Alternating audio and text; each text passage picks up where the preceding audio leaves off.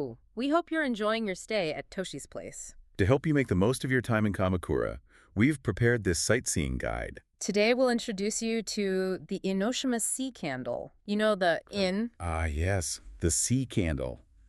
It's such an iconic sight on Enoshima Island, isn't it?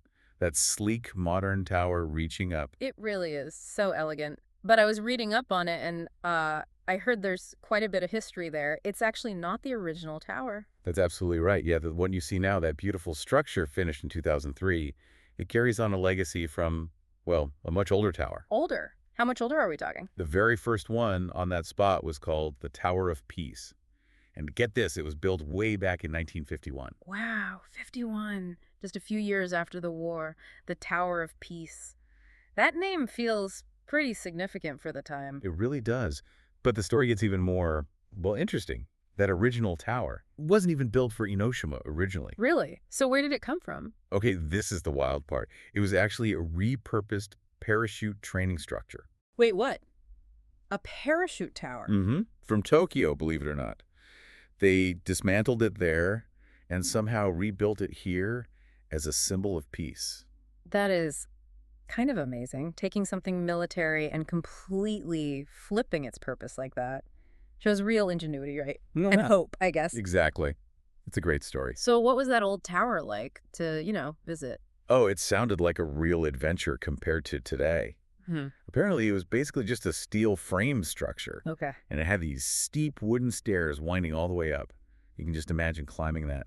Maybe feeling the wind whip through the steel. Yeah, it definitely sounds like a different vibe. A bit more thrilling, maybe. Definitely more effort for the view, I'd say. Yeah. But, like any structure near the sea, decades of salty air and weather took their toll. It deteriorated. Right, that makes sense. So they had to rebuild. They did. Yeah. And that led to the elegant candle-shaped design we see now, which was completed in 2003. And the name Sea Candle, that fits it so perfectly. It does, doesn't it? But fun fact, that nickname is actually much more recent. It was chosen in a public contest back in 2010. Oh, really? So the public named it. I like that. Me too. It shows how connected the community feels to it, like it's their landmark. And that community spirit seems like a running theme, doesn't it? You mentioned the Tower of Peace, and I heard the famous winter lights have a community connection too. Oh, absolutely. The Shonen no Hoseki elimination, the Jewels of Shonen, its origins are just fantastic. Go on. Well, it actually started as a community project way back, specifically to help fund the rebuilding of that original tower. How did they do that? Like bake sales? Even better, people in the area actually sold light bulbs, simple light bulbs. Sold light bulbs? Seriously? Yep. They sold, I think it was 3,800 light bulbs and charged 1,000 yen for each one. Wow. Can you imagine? It was this incredible grassroots fundraising effort, like early crowdfunding, driven purely by local passion to get their tower shining again. That's incredible. So the lights we see today, that huge dazzling display, it literally grew out of people selling individual bulbs door to door almost. Pretty much. It shows how that tower was built and then rebuilt through community effort. And that initial spark, selling those bulbs, has just blossomed into this massive event that people come from all over to see. It's amazing how that history is still reflected in the lights today. Gives it more meaning, doesn't it? It really does. Okay, so that history is fascinating, gives it real depth. But let's talk about visiting it today. What are the key highlights? What makes the Enoshima Sea Candle a must-see? Well, first off, just the design. It's really striking, isn't it? That graceful candle-like shape against the sky. It just looks beautiful. Yeah, it really stands out. And it's tall. How high up does the observation deck go? The deck itself is 59.8 meters above the ground level of the garden. But here's the key thing. Enoshima Island itself is quite high up. Ah. So the top of the observation tower is actually a pretty impressive 119.6 meters above sea level. That extra height from the island makes a huge difference for the views. And the views, I hear they're pretty spectacular. Oh, they really are. You get this amazing, unobstructed 360-degree panorama on a clear day. Yeah. Wow. It's just breathtaking. So what can you actually see? Lay it out for us. Okay, well, the star attraction naturally is Mount Fuji. If the weather's clear, you get this majestic view of its silhouette.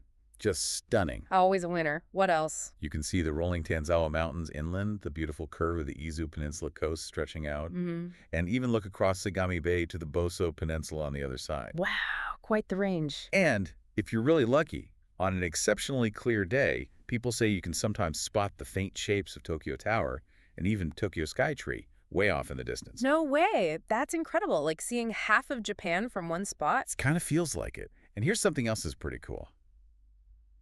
It's not just for tourists. Oh, what else is it? It's actually one of Japan's largest privately operated lighthouses, a working lighthouse. Get out. So it's functional too. That's Yeah. neat. Yeah. Its light reaches about 42.6 kilometers, or 23 nautical miles, so it's genuinely important for guiding ships at sea. While you're up there enjoying the view, it's doing a job. A beacon in more ways than one, then. Exactly. And the experience isn't just about being way up high. Down at the base, there's a really nice area called the Sunset Terrace. Ah, the terrace, right. I saw pictures. Looks very relaxing. It is. They've got comfortable sofas. You can just sit, chill out, look over the water. It's especially lovely as the sun starts to go down. Perfect sunset spot. Absolutely. And listen to this. If you time your visit just right, especially in winter around the solstice, you might witness something called Diamond Fuji.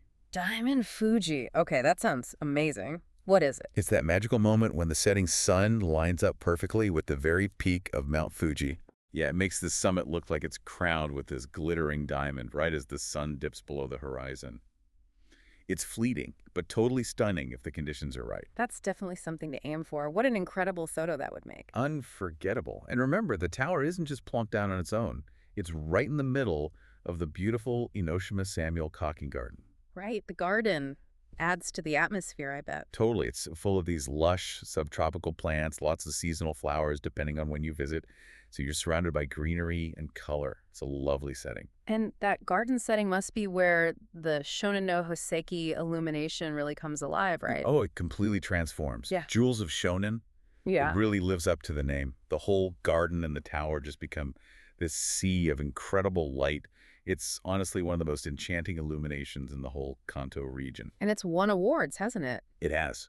Regularly ranked in the top 3 Kanto illuminations, recognized as a Japan Nightscape Heritage Site. And it even won a big international award in 2023 for Best Story. Best story. That goes right back to those light bulbs, doesn't it? Exactly. It connects everything, the community spirit, the history, the beauty. It's more than just pretty lights. There's real heart behind it. Okay, you've totally sold me on the history and the highlights. So let's talk practicalities. How do you best experience all this when you actually go? Right. So when you go up the tower itself, you'll start on the glass-enclosed indoor floor. That's at 101.56 meters. Great views, and you're protected if it's windy or chilly. Makes sense. But is that the best spot? It's great, but personally, I think you have to go up one more level to the open-air deck. Ah, the sky deck. Yes. Stepping out there, it's a totally different feeling. You get the breeze, you can hear the sounds from the island and the sea below, and the view is just completely unobstructed. That 360 panorama really hits you. Okay, noted. Open air deck is a must. What else? Definitely make time for the Sunset Terrace down at the base. Don't just rush up and down the tower. Plan to relax there for a bit. Maybe grab a drink. Yeah, exactly. There are cafes nearby. Grab something, find a comfy spot, and just soak it in, especially aiming for sunset. And maybe, just maybe, you'll catch that Diamond Fuji. Fingers crossed. And the garden. Yes. Explore the Sanyo Cocking Garden, too. Don't just walk through it to get to the tower. Take some time. Look at the interesting plants, see what flowers are blooming. Sometimes they have little light or sound installations happening in the garden itself. Good tip. Slow down and enjoy the journey. Definitely. And of course, if you happen to be visiting during the winter months, Shonen no Hoseki. you absolutely have to experience it. It's not just Christmas lights, it's a proper artistic spectacle. The whole place just glows. It's magical. And remember, the sea candle is amazing, but it's on Enoshima Island, which has loads more to offer, right? Oh, for sure. Don't forget to explore the island itself. There's the beautiful Enoshima Shrine Complex with its different sanctuaries scattered up the hillside. Lovely paths connect them. And those caves. Yes. The Owaya Caves, down near the water, really fascinating sea caves carved out by the waves over centuries. Lots of history and legends associated with them, too. Exploring the island is half the fun. Good point. Yeah. And if you need a break while you're up near the top, There are cafes and some little shops right there near the observation deck area, so you can easily grab a snack, coffee, or a souvenir without having to trek all the way back down. Very convenient for just pausing and enjoying the view. perfect. Now here's something interesting.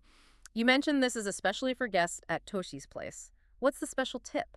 Right. Okay, so for you, Staying with us at Toshi's place, you actually have a bit of an advantage when visiting Enoshima. Ooh, an advantage. Tell me more. How does staying here help? Well, think about it. Enoshima, especially the tower and garden area, can get really busy during the day with all the day trippers coming from Tokyo and elsewhere. Ah, the crowds, right? But you don't have to deal with the peak rush. You could, for instance, visit in the quiet morning hours, go early, enjoy the peace before most people arrive, Nice idea. Get ahead of the game. or, and this is what I'd really recommend, stay later. Later, after the day trippers leave. Exactly. This is the magic hour, or hours, really. As the main crowds head back across the bridge, the island becomes much more tranquil. I like the sound of that. Staying into the evening means you get to experience those incredible sunsets from the terrace or the tower in a much more relaxed atmosphere. And then, the night views. Ah, the night views from the observatory must be stunning. They really are. Seeing all the lights twinkle along the coastline, the darkness over the ocean, maybe the distant glow of cities, it's a completely different vibe, much more intimate and peaceful than during the bustling daytime. That sounds like the real insider tip. Avoid the crowds, get the best light. And if you're visiting in winter, you're perfectly placed to enjoy the Shonen no Hoseki illumination as dusk falls, and it really comes alive. It lets you see the sea candle and the garden in a totally different light, literally. Great advice. Okay, final point. Access. Once you're actually on Enoshima Island, how do you get up to the sea candle? It's up on the hill, right? It is, yeah. Right in the heart of the island, up the main slope. So once you cross the bridge onto Enoshima, you need to head inland and uphill. Okay. Options for getting up. You've basically got two main ways to reach the garden and tower area. First, you can take the stairs. The scenic route. Pretty much. It's definitely a workout, lots of steps winding up the hill, but you get a good feel for the island's layout and see things along the way. Okay, option 1, stairs. What's option 2? Option 2 is the easy way. There's a paid outdoor escalator system called the Enoshima Escar. An escalator. Outdoors. Yeah, it's pretty clever. It runs in sections, taking you up to the steepest parts of the hill. It costs a bit extra, but it makes getting up to the sea candle really accessible for pretty much everyone, even if you don't fancy the big climb. Good to know there's an easier option. Makes it very convenient. Definitely. So stairs or escar, you can get up there easily enough. What did you think?